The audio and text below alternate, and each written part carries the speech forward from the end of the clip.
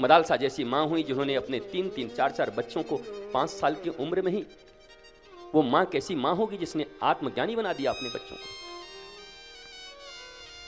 इसलिए भक्ति तो होगी माँ 7 दिनों में यहां पर ये पक्की बात है, अब तक केवल भक्ति रहती थी, अब ज्ञान और वैराग्य के साथ इस भागवत को सुनने के बाद तुम्हारी भक्ति स्थिर हो जाएगी। भक्ति रखने के अच्छे सूटकेस भी चाहिए, भक्ति रखने के लिए एक तिजोरी चाहिए, नहीं तो भक्ति आएगी और चली जाएगी। जब कथा सुनते हैं तो भक्ति आ जाती है, और उधर जाकर के लड़ाई होता है तो भक्ति चली जाती है।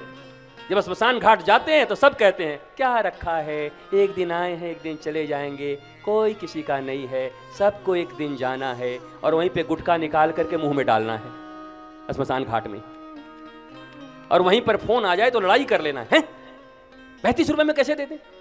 35 रुपए 75 पैसा तो हमारा ही लगा हुआ है, हम क्या 75 पैसा घाटा कर ले? और अभी क्या कह रहे थे, क्या रखा है, एक दिन चले जाना है, कुछ नहीं रखा है, सबको जाना है, क्या लाया था जो लेके जाएगा।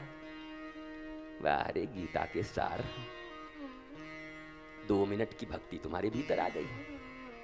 इसको कहते हैं मरकट वैराग्य, मरकट वैराग्य कहते हैं, स्मशान वैराग्य। ऐसे वैराग्य और भक्ति तो रोज मिलते हैं, पर टिकता क्यों नहीं है?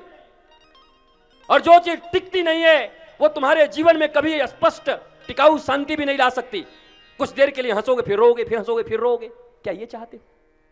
कभी एक ऐसे संबुद्ध सदगुरु से मिलो, कभी एक बार ऐसी संबुद्धता के साथ कथा को सुनो, कभी एक बार अपने हृदय दान करके गुरु के समक्ष बैठ करके कि हे गुरुदेव, भक्ति आती चली जाती, आती चली जाती, आती चली जाती, जैसा संग करती हूं ऐसा रंग चढ़ जाता है, अब तो आप ऐसा बना दो, कबीर दास की कारी कमरिया चढ़ो न दूजो रंग, अब तो ऐसा कंबल दे दो कि चाहे दुनिया में किसी का संग हो, किसी का तरंग हो, पर रंग मेरे ऊपर रहे तो केवल श्याम सुंदर का रहे, केवल राम का रंग चढ़ा रहे, दूसरा रंग मुझ पर नहीं चढ़।